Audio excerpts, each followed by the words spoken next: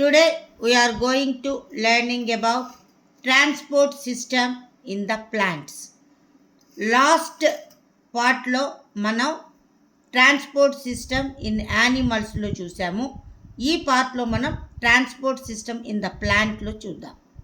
ప్లాంట్స్లో transport సిస్టంలో 2 types of vessels అనేవి మనకి ఇక్కడ కనబడుతూ ఉంటాయి. ఆ 2 types ఆఫ్ వెసల్స్ లేదా టిష్యూస్ ఏంటి అంటే జైలం అండ్ ఫ్లోయం. ఈ జైలం దేనికి ఉపయోగపడుతుంది అంటే వాటర్ ట్రాన్స్పోర్ట్కి ఉపయోగపడుతుంది. ఫ్లోయం అనేది దేనికి ఉపయోగపడుతుంది అంటే ఫుడ్ ట్రాన్స్పోర్ట్కు ఉపయోగపడుతుంది. ఈ జైలం ఫ్లోయం ఈ రెండింటిని కలిపి వాస్క్యులర్ బండిల్ అని చెప్పేసి పిలవటం జరుగుతూ ఉంటుంది. మరి ప్లాంట్స్కి వాటర్ అనేది నీడ్ అని చెప్పి ఫస్ట్ టైం కనుక్కున్న సైంటిస్ట్ ఎవరు అంటే వాన్ హెల్మెట్ అన్న సైంటిస్ట్ కనుక్కోవటం జరిగింది. అసలు దీనికంటే ముందు ప్లాంట్స్ కూడా మనలాగే లివింగ్ థింగ్స్ అని చెప్పేసి కనుగొన్న సైంటిస్ట్ ఎవరు అంటే జగదీష్ చంద్ర బోస్ అన్న సైంటిస్ట్ కనుక్కోవటం జరిగింది. ఆయన క్రెస్కోగ్రాఫ్ అన్న ఎక్స్పెరిమెంట్ చేసి ఈ ప్లాంట్స్ కూడా మనలాగే లివింగ్ థింగ్స్ అని చెప్పేసి ప్రూవ్ చేయటం జరిగింది.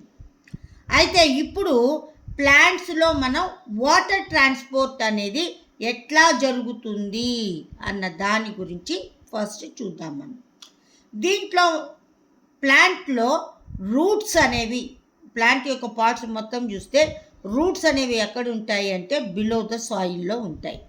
ఈ రూట్స్ అనేవి ఏం చేస్తాయంటే ప్లాంట్ని స్టేబుల్గా నిలబెట్టడానికి, ఇంకొకటి ఏంటి అంటే వాటర్ని అబ్జార్బ్ చేయటానికి ఉపయోగపడతాయి.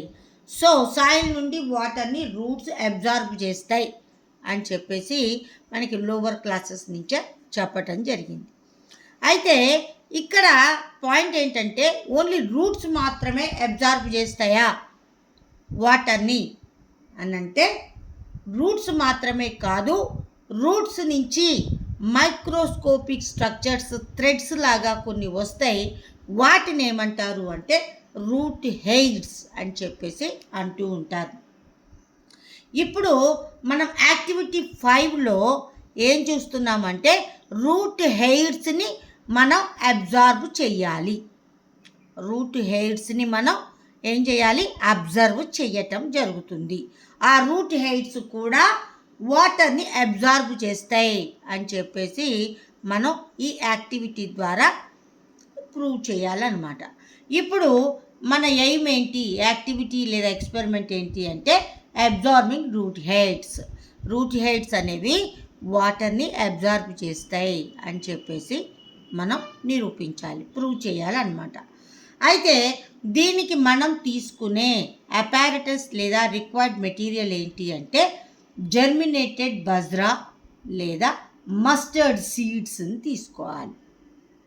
మస్టర్డ్ అంటే ఆవాలు అని అర్థం. ఆవాలని తీసుకొని వాటిని ఏం చేయాలి అంటే ఈ ఫిల్టర్ పేపర్లో వాటిని వెట్టుగా ఉండే అంటే తడిగా ఉన్న ఫిల్టర్ పేపర్లో ఈ ఆవాలని ఏం చేయాలి, కవర్ చేసి ఉంచాలి. ఒక నైట్ మొత్తం కూడా కవర్ చేసి ఉంచాలి. Kept seeds in wet filter paper for 1 night, ఒక రాత్రి మొత్తం ఉంచాలి. ఉంచితే వాటి నుండి చిన్న చిన్న మొలకలు రావటం జరుగుతూ ఉంటుంది. వాటిని ఏమంటారు అంటే రూట్స్ అంటారు. అంటే ఈ జర్మినేట్ అయిన ఈ మస్టర్డ్ సీడ్స్ కానీ బజ్రా నుంచి కానీ fine threads from seeds observed, చిన్న చిన్న దారాలు లాంటి ఫైన్ థ్రెడ్స్ మనం ఆ సీడ్స్ నుంచి అబ్జర్వ్ చేయటం జరుగుతుంది. వాటిని ఏమంటారు అంటే రూట్స్ అని చెప్పేసి అంటూ ఉంటారు. ఈ రూట్స్ నుంచి మళ్ళీ కొన్ని మైక్రోస్కోపిక్ స్ట్రక్చర్స్ అనేవి ఫామ్ అవ్వటం జరుగుతుంది. వాటిని మైక్రోస్కోప్ కింద పెట్టి చూస్తే ఆ చిన్న చిన్న థ్రెడ్స్ మైక్రోస్కోపిక్ స్ట్రక్చర్స్ మనకి ఈ రూట్స్ నుంచి కనబడతాయి. అయితే ఈ రూట్స్ మనకి మామూలు చూస్తే కనబడతాయి. ఈ మైక్రోస్కోపిక్ స్ట్రక్చర్స్ మాత్రం మైక్రోస్కోప్ కింద పెట్టి చూస్తేనే మనకి ఆ రూట్స్ నుంచి వచ్చి చిన్న చిన్న థ్రెడ్స్ కనబడతాయి. వాటిని ఏమంటారు అంటే రూట్ హెయిర్స్ అని చెప్పేసి అంటూ ఉంటారు. ఇప్పుడు మనం ఒక ఆవాల నుంచి లేదా మస్టర్డ్ సీడ్స్ నుంచి రూట్స్ని చూసాము. ఆ రూట్స్ నుంచి వచ్చే రూట్ హెయిర్స్ని కూడా మనం చూసాం. ఇక ఇప్పుడు మన ప్రయోగం ఏంటి అంటే ఈ రూట్ హెయిర్స్ అనేవి వాటర్ని అబ్జర్వ్ చేస్తాయి అని చెప్పేసి ప్రూవ్ చేయటం అన్నమాట. ఇప్పుడు మనం ఈ మైక్రోస్కోపిక్ స్ట్రక్చర్లో రూట్ హెయిర్ యొక్క స్ట్రక్చర్ని మనం ఒక్కసారి అబ్జర్వ్ చేద్దాం. ఇది రూట్ హెయిర్, ఈ రూట్ హెయిర్ యొక్క స్ట్రక్చర్ అన్నమాట.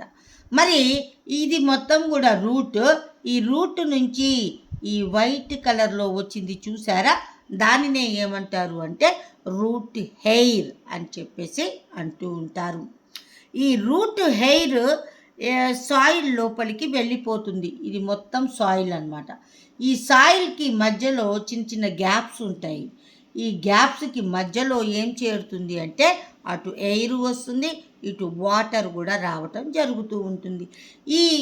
ఈ సాయిల్ మధ్యలోకి వచ్చిన వాటర్ని ఏది అబ్జర్వ్ చేసుకుంటుంది అంటే ఈ రూట్ హెయిర్ అబ్జర్వ్ చేసుకుంటుంది. ఈ రూట్ హెయిర్ అబ్జర్వ్ చేసుకొని ఎక్కడికి పంపిస్తుంది అంటే రూట్లోకి పంపిస్తుంది. ఈ రూట్ నుంచి ఇవి ఎక్కడికి వెళ్తాయి అంటే జైలం వెసల్లోనికి వెళ్ళటం జరుగుతూ ఉంటుంది. అయితే ఇక్కడ ఒకటి అబ్జర్వ్ చేయండి. ఇది ఈ ఖాళీగా ఇక్కడ కనిపిస్తుంది కదా, వైట్ కలర్ స్ట్రక్చర్ ఒకటి, వైట్ కలర్ డయాగ్రామ్ ఒకటి. ఈ వైట్ కలర్ పైప్ టైపు లోపల ఉన్న ఎంటీ ప్లేస్ని ఏమంటారు అంటే వ్యాక్యూల్ అంటారు. దీనికి బయట వైపు మొత్తం కూడా ఏం ఉంటాయి అంటే సైటోప్లాజం ఉంటుంది, న్యూక్లియస్ కూడా మనకి ఇక్కడ కనిపించటం జరుగుతూ ఉంటుంది. ఇది రూట్ హెయిర్ యొక్క స్ట్రక్చర్. ఓకే, ఇప్పుడు మనం తెలుసుకోవాల్సింది ఏంటి అంటే ఈ రూట్ హెయిర్ మాత్రం వాటర్ని ఎట్లా అబ్జర్వ్ చేసుకుంటుంది అన్న దాని గురించి ఇప్పుడు మనం చూద్దాం. ఈ రూట్ హెయిర్లో కూడా నెంబర్ ఆఫ్ సెల్స్ ఉంటాయి. ఆ నెంబర్ ఆఫ్ సెల్స్లో న్యూక్లియస్ ఉంటుంది, సైటోప్లాజం కూడా ఉంటుంది. మరి ఈ సైటోప్లాజం యొక్క కాన్సన్ట్రేషన్, ఈ లిక్విడ్ పోర్షన్ ఉంటుంది కదా, ఈ లిక్విడ్ పోర్షన్ యొక్క కాన్సన్ట్రేషన్ ఈ సాయిల్ మధ్యలో ఉన్న వాటర్ యొక్క కాన్సన్ట్రేషన్ కంటే ఎక్కువగా ఉంటుంది. మరి అట్లా వాటర్ కాన్సన్ట్రేషన్ కంటే సైటోప్లాజం యొక్క కాన్సన్ట్రేషన్ ఎక్కువగా ఉండటం వల్ల ఏమవుతుంది అంటే ఈ సాయిల్స్ దగ్గర ఉన్న సాయిల్లో ఉన్న వాటర్ కాస్త ఆస్మాసిస్ అన్న ప్రాసెస్ ద్వారా అది దేంట్లోకి ఈ సెల్ యొక్క సైటోప్లాజంలోనికి ఎంటర్ అవ్వటం జరుగుతుంది. ఇట్లా ఈ రూట్ హెయిర్ సెల్స్ వీటిని బయట ఉన్న వాటర్ని లోపలికి తీసుకోవటం జరుగుతూ ఉంటుంది. ఆస్మాసిస్ ఎప్పటి వరకు జరుగుతుంది అంటే సెల్ లోపల ఉన్న కాన్సన్ట్రేషన్, బయట ఎన్విరాన్మెంట్లో ఉన్న వాటర్ యొక్క కాన్సన్ట్రేషన్ రెండు ఈక్వల్ అయ్యే వరకు కూడా ఈ ఆస్మోసిస్ ప్రాసెస్ జరుగుతూ ఉంటుంది. మరి ఇక్కడ బయట ఉన్న వాటర్ లోపలికి వెళ్తోంది, ఎందుకంటే లోపల ఉన్న కాన్సన్ట్రేషన్ని డైల్యూట్ చేయాలి, రెండు ఈక్వల్ చేయాలి. కాబట్టి ఈ బయట ఉన్న వాటర్ లోపలికి రావటం జరుగుతూ ఉంటుంది. ఈ సెల్ని కవర్ చేస్తూ ఉన్న లేయర్ని ఏమంటాము మనం? సెల్ మెంబ్రేన్ లేదా ప్లాస్మా మెంబ్రేన్ అంటాము. మనకి 9th క్లాస్లోనే తెలుసు. ఈ ప్లాస్మా మెంబ్రేన్ అనేది ఏంటి అంటే సెమీ పర్మియబుల్ మెంబ్రేన్ అని చెప్పేసి మనం చెప్తూ ఉంటాం. అయితే ఈ సెమీ పర్మియబుల్ మెంబ్రేన్ ద్వారా ఈ సాయిల్లో ఉన్న వాటర్ కాస్త రూట్ హెయిర్ సెల్లోకి, రూట్ సెల్స్ నుంచి రూట్ హెయిర్కి, రూట్ హెయిర్ నుంచి రూట్కి, రూట్ నుంచి చివరికి జైలం వెసల్లోనికి, జైలం వెసల్ నుంచి టోటల్ ప్లాంట్కి వాటర్ సప్లై జరగటం జరుగుతూ ఉంటుంది. అయితే బయట ఉన్న వాటర్ లోపలికి వస్తుంది కాబట్టి ఈ ఆస్మోసిస్ని ఏమంటారు అంటే ఎండాస్మోసిస్ అని చెప్పేసి అంటూ ఉంటారు. నెక్స్ట్ మనం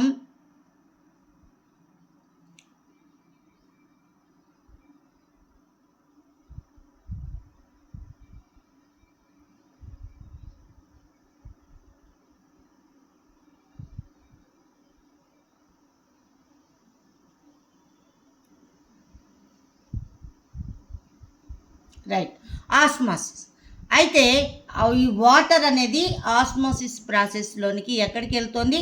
రూట్ హెయిర్స్లోనికి వెళ్ళటం జరుగుతూ ఉంటుంది. ఈ రూట్ హెయిర్స్ నుంచి ఎక్కడికి వెళ్తుంది? అది జైలంలోనికి వెళ్ళటం జరుగుతూ ఉంటుంది. అయితే ఇక్కడ సెల్ వాల్ లేదా cell membrane, cell wall, cell membrane ఈ రెండు కూడా ఎలా పనిచేస్తాయి? సెమీ పర్మియబుల్ మెంబ్రెయిన్గా పనిచేస్తూ ఉంటాయి. ఈ సాయిల్ వాటర్ అనేది మోర్ డైల్యూట్ దాన్ రూట్ హెయిర్ సెల్స్ సైటోప్లాజం. ఇప్పుడే చెప్పుకున్నాం, సైటోప్లాజం కంటే సాయిల్ వాటర్ యొక్క కాన్సన్ట్రేషన్ తక్కువగా ఉంటుంది. కాబట్టి ఈ ఎండాస్మోసిస్ జరిగి ఈ బయట ఉన్న వాటర్ లోపలికి రావటం జరుగుతూ ఉంటుంది. ఈ ప్రాసెస్లో a number of root hairs involved in this process. అంటే ఒక రూట్ హెయిర్ ఒకటే ఉండదు. రూట్ హెయిర్ అంటే రూట్ నుంచి ఆ నంబర్ ఆఫ్ రూట్ హెయిర్స్ అనేవి ఫామ్ అవ్వటం, అరైజ్ అవ్వటం జరుగుతుంది. ఆ number of root hairs involved in this process. అయితే ఈ ప్రాసెస్లో ఆ నంబర్ ఆఫ్ రూట్ హెయిర్స్ అనేవి ఇన్వాల్వ్ అవ్వటం జరుగుతుంది. దీనివల్ల రూట్లో ఏమవుతుంది అంటే ఒక రకమైన ప్రెజర్ క్రియేట్ చేయటం అవుతుంది. బయట నుంచి వాటర్ బాగా స్పీడ్గా లోపలికి ఎంటర్ అవటం జరుగుతుంది. దానివల్ల రూట్లో ఒక రకమైన ప్రెజర్ అనేది ఏర్పడుతుంది. దానినే ఏమంటారు అంటే రూట్ ప్రెజర్ అని చెప్పేసి అంటూ ఉంటారు.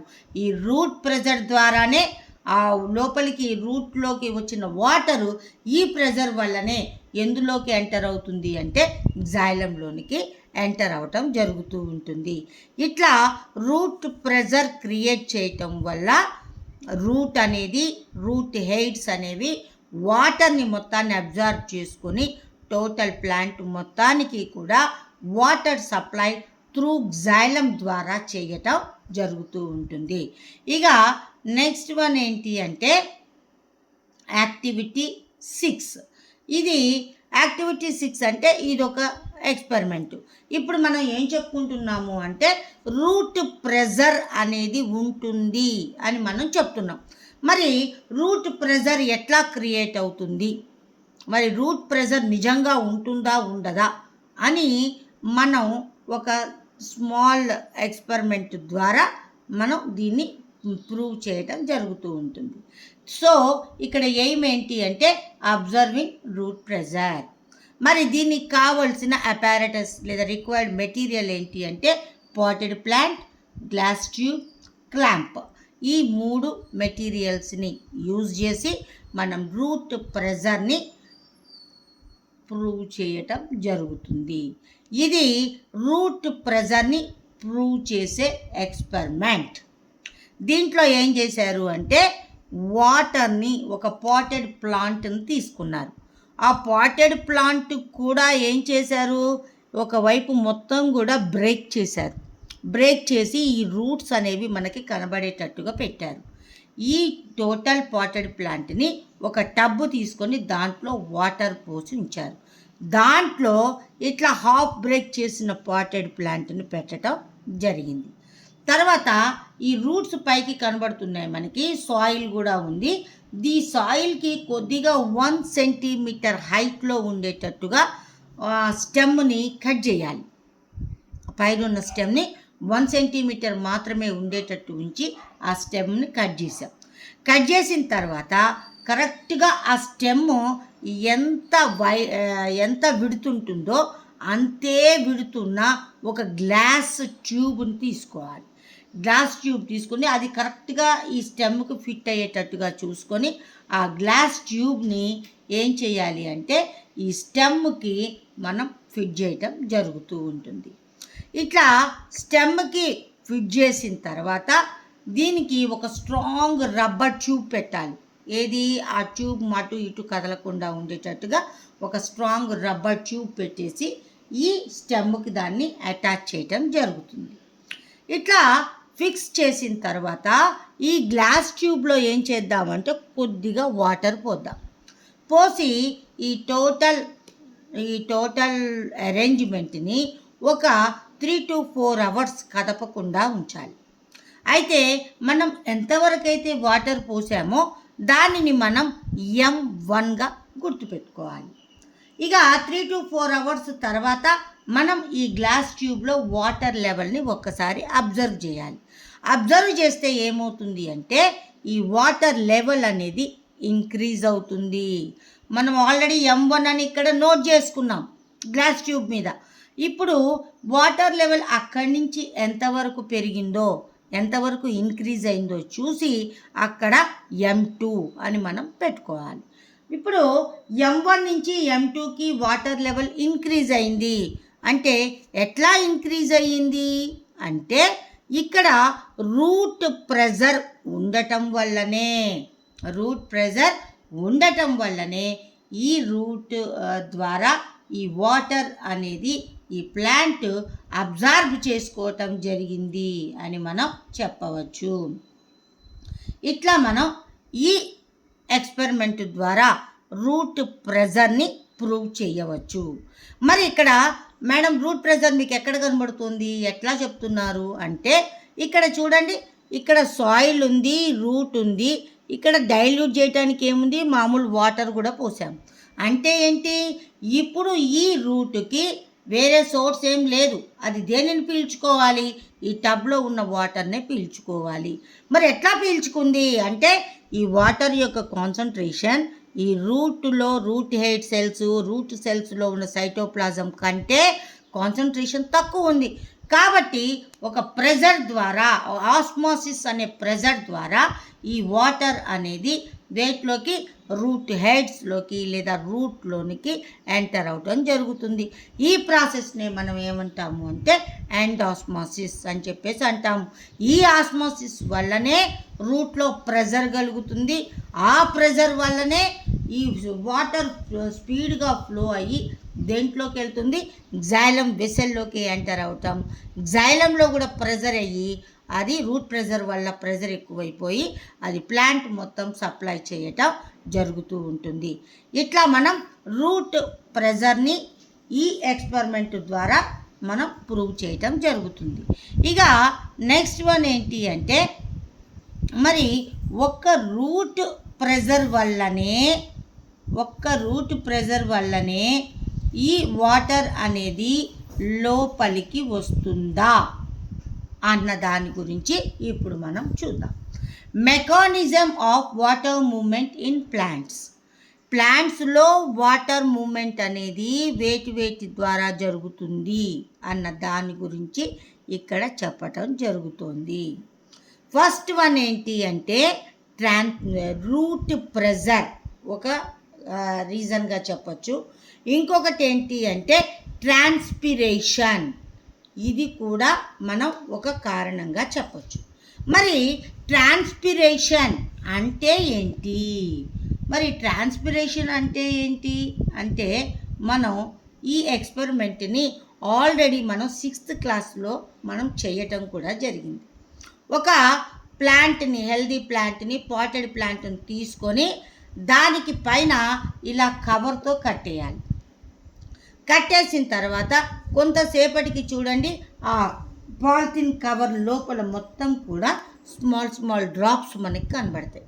మరి ఆ డ్రాప్స్ ఎక్కడి నుంచి వచ్చినాయి, ఆ డ్రాప్స్ ఎలా వచ్చినాయి అంటే ఇక్కడ ప్లాంట్లో ఎక్సెస్ ఉన్న వాటర్ బయటకు వచ్చేస్తుంది. ప్లాంట్ వాటర్ని పీల్చుకుంటుంది కదా, అది ఎంతవరకు కావాలో అంతవరకే వాడుకుంటుంది. అంతకంటే ఎక్కువ ఉన్న వాటర్ని, ఎక్సెస్ ఉన్న వాటర్ని బయటకు పంపటం జరుగుతుంది. అట్లా ప్లాంట్ ఎక్సెస్ ఉన్న వాటర్ని బయటకి పంపడాన్నే ఏమంటారు అంటే ట్రాన్స్పిరేషన్ అని చెప్పేసి చెప్పటం జరుగుతూ ఉంటుంది. ఈ ట్రాన్స్పిరేషన్ కూడా ఒక రీజనే, ప్లాంట్స్లో లేదా ట్రీస్లో వాటర్ ట్రాన్స్పోర్ట్కి ఇవి కూడా, ట్రాన్స్పిరేషన్ కూడా ఒక రీజన్, ఒక హెల్ప్ చేయటం జరుగుతూ ఉంటుంది. ఇప్పుడు మనం టీఎస్ ఆఫ్ లీఫ్ని ఒక్కసారి అబ్జర్వ్ చేద్దాం. ఇది టీఎస్ ఆఫ్ లీఫ్. ఈ టీఎస్ ఆఫ్ లీఫ్ని మన న్యూట్రిషన్ చాప్టర్లోనే చూడటం జరిగింది. ఈ టీఎస్ ఆఫ్ లీఫ్ని చూడండి. ఈ టీఎస్ ఆఫ్ లీఫ్లో పైన వైపు సిలిండ్రికల్ షేప్లో పాలిసైడ్ ప్యారంకైమా ఉంటుంది. ఈ మధ్యలో మొత్తం కూడా స్పాంజీ ప్యారంకైమా ఉంటుంది. పైనేమో అసలు గ్యాప్స్ ఉండవు, కానీ ఈ కింద ఉన్న స్పాంజీ ప్యారంకైమాలో మాత్రం ఆ సెల్స్ మధ్య గ్యాప్స్ అనేవి ఉంటాయి, ఎయిర్ స్పేసెస్ అనేవి ఉంటాయి. ఇక తర్వాత దీంట్లో ఈ క్యూటికల్కి దగ్గరలో, క్యూటికల్ దగ్గర ఎపిడర్మిస్ దగ్గర, అప్పర్ ఎపిడర్మిస్, లోవర్ ఎపిడర్మిస్ దగ్గర ఈ కిడ్నీ షేప్డ్ సెల్స్ అనేవి మనకు కనబడతాయి. వాటిని ఏమంటారు అంటే స్టొమాటా అని చెప్పేసి అంటూ ఉంటారు. అంటే లీఫ్లో లీఫ్ పోర్స్ ఉంటాయి. ఆ లీఫ్ పోర్స్ ఎక్కడ ఉంటాయి అంటే లోవర్ ఎపిడర్మిస్ మీద కిడ్నీ షేప్డ్ సెల్స్తో కవర్ చేయబడిన గ్యాప్స్ అనేవి మనకు కనబడతాయి, ఆ పోర్స్ అనేవి మనకు కనబడతాయి. వాటిని ఏమంటారు అంటే స్టొమాటా అంటారు. మనం ఇందాకలే చెప్పుకున్నాం కదా ట్రాన్స్పిరేషన్. మరి ఈ ట్రాన్స్పిరేషన్ ఎట్లా జరుగుతుంది? ఇది ట్రాన్స్పిరేషన్. ఈ ట్రాన్స్పిరేషన్ ఎట్లా జరుగుతుంది అంటే లీవ్స్లో ఉన్న స్టొమాటా ద్వారా ఈ ట్రాన్స్పిరేషన్ అనేది జరుగుతూ ఉంటుంది. ఓకే, అయితే ఈ ట్రాన్స్పిరేషన్ కూడా వాటర్ మూమెంట్కి ఒక కారణంగా మనం చెప్పవచ్చు. ఇప్పుడు మనం టిఎస్ ఆఫ్ లీఫ్ ఉంది కదా, ఈ టిఎస్ ఆఫ్ లీఫ్లో ఇక్కడ ఎయిర్ స్పేసెస్ ఉన్నాయి చూసారా? ఆ ఎయిర్ స్పేసెస్ ఏం చేస్తాయి అంటే ఈ స్పాంజీ పేరెంకైమా మధ్యలోనే వాస్కులర్ బండిల్ ఉంది, అంటే జైలం ఫ్లోయం ఉంది. ఎప్పుడైతే ఎక్సెస్ వాటర్ ఉంటుందో ఆ ఎక్సెస్ వాటర్ ఈ గ్యాప్స్లోనికి రావటం, ఈ ఎయిర్ స్పేసెస్లోకి రావటం, ఈ ఎయిర్ స్పేసెస్ నుంచి త్రూ స్టొమాటా ద్వారా బయటికి రావటం జరుగుతూ ఉంటుంది. మరి ఈ ట్రాన్స్పిరేషన్ ఎట్లా పనిచేస్తుంది? ఏది మన వాటర్ మూమెంట్ మెకానిజంకి ఎట్లా పనిచేస్తుంది అన్న దాని గురించి ఇప్పుడు మనం చూద్దాం.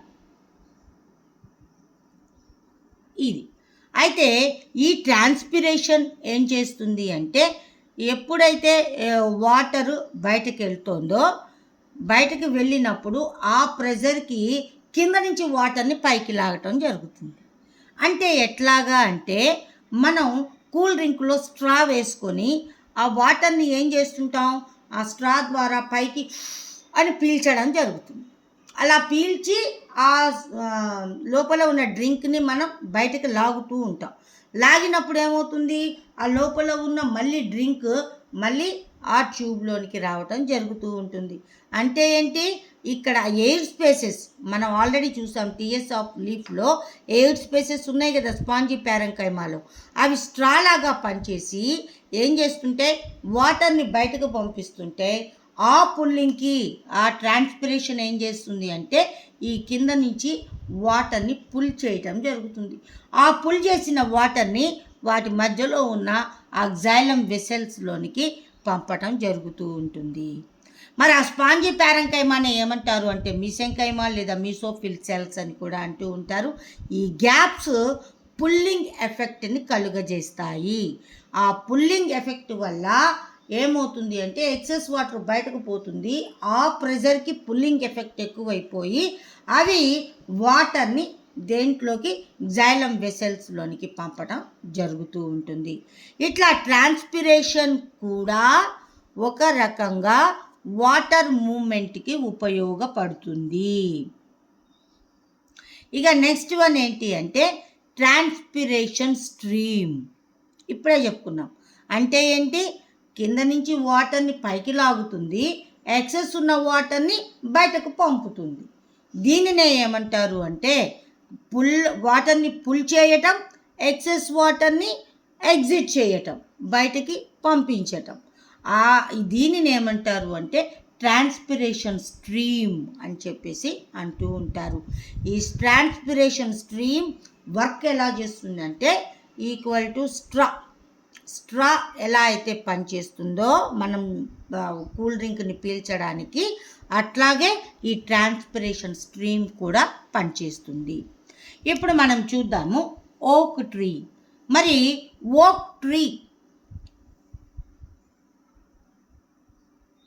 ఓక్ ట్రీలో ఈ ట్రాన్స్పైర్ అది ఎంత వాటర్ని బయటకు పంపిస్తుంది అంటే 900 లీటర్స్ వన్ డే. ఒక రోజుకి 900 లీటర్స్ ఆఫ్ వాటర్ని అది ట్రాన్స్పైర్ చేయటం జరుగుతూ ఉంటుంది. ఈ ఓక్ ట్రీస్లు, బిగ్ ట్రీస్లు ఇవన్నీ కూడా ఎక్కువగా ఎక్కడుంటాయి అంటే ఫారెస్ట్లో ఉంటాయి. ఇవి ఫారెస్ట్లో ఎక్కువగా ఉండటం వల్ల వీటి నుంచి ఎక్కువగా ట్రాన్స్పిరేషన్ అయి వాటర్ బయటికి రావటం జరుగుతూ ఉంటుంది. ఆ వచ్చిన వాటర్ పైనుంచి ఎయిర్ వెళ్తూ ఉంటుంది. ఆ ఎయిర్ని ఇదేం చేస్తుంది అంటే వాటరు ఆ ఎయిర్తో కలిసిపోయి ఆ ఎయిర్ కాస్త పైకి వెళ్ళి శాచురేట్ అయిపోయి మళ్ళీ అది మనకి ఎలా వస్తుంది అంటే రెయిన్ఫాల్ లాగా రెయిన్స్ పడటం అనేది జరుగుతూ ఉంటుంది. సో ఈ వర్షాలు పడాలి, రెయిన్ఫాల్ బాగా జరగాలి అంటే కూడా ప్లాంట్స్లో ఏది ఎక్కువగా జరిగితే రెయిన్ఫాల్ జరుగుతుంది అంటే ట్రాన్స్పిరేషన్ కూడా ఒక కారణంగా మనం చెప్పవచ్చు. రెయిన్ఫాల్కి ఈ ప్లాంట్స్ నుంచి వచ్చే ట్రాన్స్పైర్ అయిన ఎక్సెస్ ఉన్న వాటర్ దాన్ని ఏమంటాం మనం ట్రాన్స్పిరేషన్. సో ప్లాంట్స్ యొక్క ట్రాన్స్పిరేషన్ కూడా రెయిన్ఫాల్కి ఒక రీజన్ అని చెప్పచ్చు. ఫారెస్ట్లో ఎక్కువగా ఈ ఓక్ ట్రీస్, బిగ్ ట్రీస్ ఉంటాయి. వాటిలో ఎక్కువగా ట్రాన్స్పిరేషన్ జరుగుతుంది. అవి ఎక్సెస్ వాటర్ని ఎక్కువగా బయటకు పంపడం జరుగుతూ ఉంటుంది. కాబట్టి ఎక్కువగా ఫారెస్ట్లోనే ఈ రెయిన్ఫాల్ అనేది జరుగుతూ ఉంటుంది. అయితే ఇప్పుడు మనం మెయిజ్లో ట్రాన్స్పిరేషన్ ఎట్లా జరుగుతుంది అన్న దాని గురించి చూద్దాం. మెయిజ్ అంటే మొక్కజొన్న. ఈ మొక్కజొన్నలో 1 వీక్కి అవి ఎంత ట్రాన్స్పైర్ చేస్తుంది వాటర్ని అంటే 15 లీటర్స్ ఆఫ్ వాటర్ని ట్రాన్స్ఫర్ చేయటం జరుగుతుంది. 1 ఎకర్ మెయిజ్ అంటే 1 ఎకరం మనం మెయిజ్ పంట వేసినాం. అక్కడ 100 డేస్లో అంటే ఆ పంట మొత్తం అయ్యేలోపు ఆ మొక్కలు మొత్తం ఎంత ట్రాన్స్పైర్ చేస్తాయి వాటర్ని అంటే 13,25,000 లీటర్స్ వాటర్ని అవి ట్రాన్స్పైర్ చేయటం జరుగుతూ ఉంటుంది. ఇట్లా ప్లాంట్స్లో ట్రాన్స్పిరేషన్ అనేది జరుగుతుంది. ఇక బిగ్ మ్యాంగో ట్రీస్ ఉంటాయి కదా, పెద్దవి, ఆ బిగ్ సైజ్ ఉన్న మ్యాంగో ట్రీస్ ట్రాన్స్పైర్ చేస్తాయట. ఎంత 750 నుండి 3,500 లీటర్స్ వాటర్ని ట్రాన్స్పైర్ చేస్తాయి పర్ డే. 1 డేకి 750 నుంచి 3,500 లీటర్స్ ఆఫ్ వాటర్ని ట్రాన్స్ఫర్ చేస్తాయి, మోస్ట్లీ ఇన్ స్ప్రింగ్ సీజన్లో. మరి ఇప్పుడు మనం 2 కాజెస్ చెప్తున్నాం వాటర్ మూమెంట్కి ప్లాంట్లో. ఒకటి ఏంటి అంటే రూట్ ప్రెజర్, ఇంకొకటి ఏంటి అంటే ట్రాన్స్పిరేషన్. ఓకే, మరి ఈ రూట్స్ అనేవి సాయిల్ నుంచి ఓన్లీ వాటర్నే అబ్జార్బ్ చేసుకుంటాయా? కాదు, వాటర్తో పాటు మినరల్ సాల్ట్స్ని కూడా అవి అబ్జార్బ్ చేసుకుంటాయి. మరి ఆ మినరల్ సాల్ట్స్ని ఎట్లా అబ్జార్బ్ చేసుకుంటాయి అంటే ఆ రూట్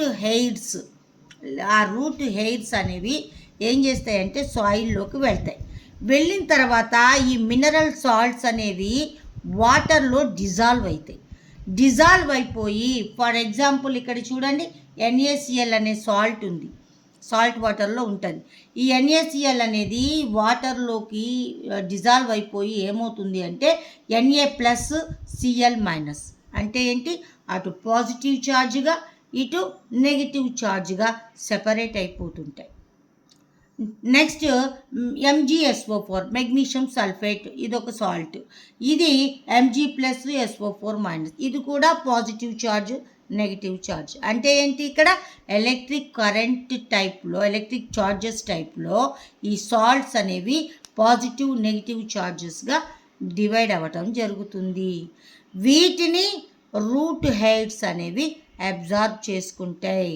మరి ఇట్లా అబ్జార్బ్ చేసుకోవటంలో ట్రాన్స్పిరేషన్ కారణం కావచ్చు, తర్వాత రూట్ ప్రెజర్ కారణం కావచ్చు.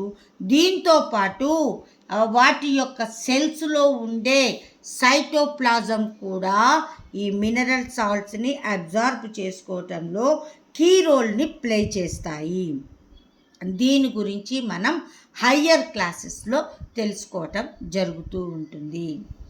ఇట్లా ప్లాంట్స్లో మనకి ఏమవుతుంది అంటే వాటర్ మూమెంట్ అనేది జరుగుతూ ఉంటుంది.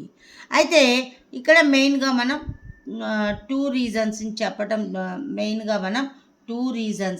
చెప్పటం జరుగుతూ ఉంది.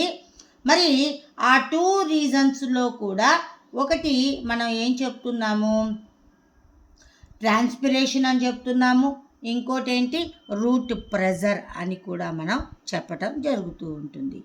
ఇప్పుడు మనం ఇప్పటి వరకు వాటర్ మూమెంట్ని చూసాము. ఇప్పుడు మనం ట్రాన్స్పోర్ట్ ఆఫ్ ఫుడ్ మెటీరియల్స్ని చూద్దాం.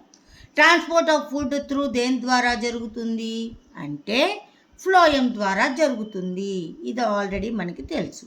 ఇక ఈ ఫ్లోయం ద్వారానే జరుగుతుంది అని ఎట్లా చెప్తున్నారు? వాటర్ మూమెంట్కి ఇవన్నీ రీజన్స్ చెప్పడం జరిగింది. మరి ఫ్లోయం ద్వారానే ఎట్లా జరుగుతుంది అని చెప్పేసి సైంటిస్టులు చాలా రకాల ఎక్స్పెరిమెంట్లు చేయడం జరిగింది. వాళ్ళు అబ్జర్వ్ చేసింది ఏంటి అంటే ఈ గ్రీన్ కలర్లో ఉన్న ఈ ఇన్సెక్ట్ని ఏమంటారు అంటే ఎఫిడ్ అని చెప్పేసి అంటూ ఉంటారు. ఇది మన ఇళ్ళ దగ్గర కూడా కనబడుతూ ఉంటుంది. మనం దీన్ని ఏమని పిలుస్తాము అంటే గొల్లబామ అని కూడా పిలుస్తూ ఉంటాము. గ్రీన్ కలర్లో పెద్దగా ఉంటుంది, కొంచెం మన ఫింగర్ సైజులో ఉంటుంది. అయితే ఈ ఎఫిడ్ అనేది ఏం చేస్తుంది అంటే ప్లాంట్స్ యొక్క స్టెమ్ నుంచి ఫుడ్ని అబ్జార్బ్ చేసుకుంటూ ఉంటుంది. దీని యొక్క మౌత్ దగ్గర పొడవుగా ఉన్న ఒక షార్ప్ నీడిల్ లాంటి స్ట్రక్చర్ ఉంటుంది. దానిని ఏమంటారు అంటే ప్రొబాసిస్ అంటారు. ఈ ప్రొబాసిస్ ద్వారా ఇది ఏం చేస్తుంది అంటే ప్లాంట్ లోపలికి దాని యొక్క నీడిల్ని గుచ్చటం జరుగుతుంది. ఆ నీడిల్ని గుచ్చి దాని ద్వారా ఆ ప్రొబాసిస్ ద్వారా ఏం చేస్తుంది, ప్లాంట్లో ఉన్న ఫుడ్ని ఇది అబ్జార్బ్ చేసుకొని సర్వైవ్ కావటం జరుగుతూ ఉంటుంది. మరి చాలాసార్లు ఇది అబ్జర్వ్ చేసిన తర్వాత సైంటిస్టులు ఏం చేశారు అంటే ఈ ఎఫిడ్ని ఇలా ఉన్నప్పుడే ఏం చేశారు, ఈ ప్లాంట్ ఎంతవరకు ఉందో అంతవరకు కూడా ఆ స్టెమ్ను కట్ చేసి ఆ ఇన్సెక్ట్తో సహా తీసుకొని ఆ ప్రొబాసిస్ వరకు కట్ చేశారు.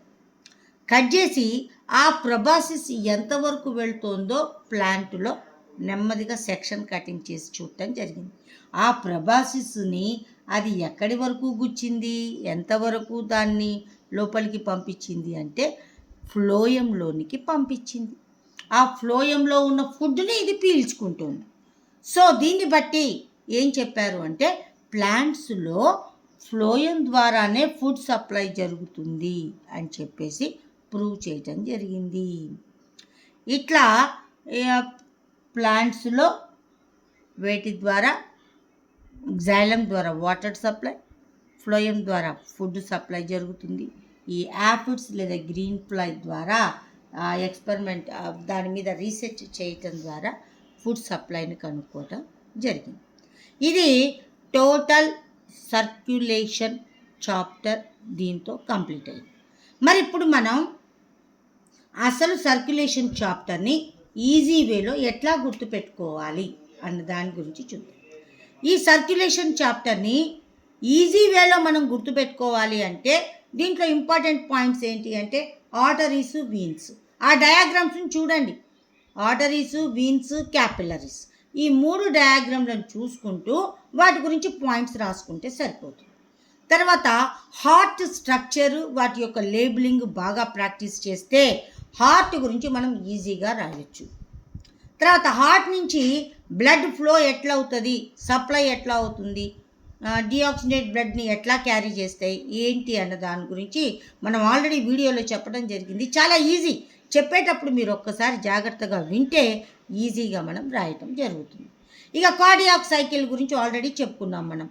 ఏంటి, ముడుచుకోవటం కాంట్రాక్షన్, మళ్ళీ విడిపోవటం రిలాక్సేషన్, సిస్టోల్ ప్లస్ డయాస్టోల్ రెండింటినీ కలిపి ఏమంటారంటే కార్డియాక్ సైకిల్ అంటాం. ఈ కార్డియాక్ సైకిల్లో లబ్డబ్ శబ్దం వస్తుందని చెప్పుకున్నాం. ఎట్లా వస్తుందో చెప్పుకున్నాం. సింగిల్ సర్క్యులేషన్ అంటే ఒక్కసారే హార్ట్ ద్వారా బ్లడ్ ఫ్లో అవుతుంది ఒక సర్క్యులేషన్. డబుల్ సర్క్యులేషన్ అంటే 2 times బ్లడ్ ఫ్లో అవుతుంది 1 సర్క్యులేషన్లో. దానికి ఫిషెస్లో ఎట్లా జరుగుతుందో త్రూ డయాగ్రామ్ ద్వారా చెప్పడం జరిగింది. మరి ఆల్రెడీ హార్ట్ యొక్క స్ట్రక్చరు, హార్ట్లో బ్లడ్ సర్క్యులేషన్ ఎట్లా జరుగుతుందో దీంట్లో కూడా చెప్పడం జరిగింది. అయోటా గురించి, వాల్వ్స్ యొక్క మెయిన్ ఫంక్షన్ ఏంటి అంటే బ్లడ్ యొక్క బ్యాక్ ఫ్లోని ప్రివెంట్ చేయడానికి వాడతాయి. తర్వాత లింఫాటిక్ సిస్టమ్ గురించి, ఇంకా ఇంపార్టెంట్ ఏంటి అంటే బ్లడ్ క్లాటింగ్. వీటిని కనుక మీరు చూసుకుంటే సర్క్యులేషన్ చాప్టర్ వెరీ ఈజీగా మీకు అర్థమవుతుంది. మైండ్ మ్యాపింగ్ ఈజీగా చేసుకోండి. దీంట్లో ఇంపార్టెంట్ ఏమున్నాయని ఒక్కసారి మీరు మైండ్ మ్యాపింగ్ చేసుకుంటే ఈజీగా ఉంటుంది. Thank you.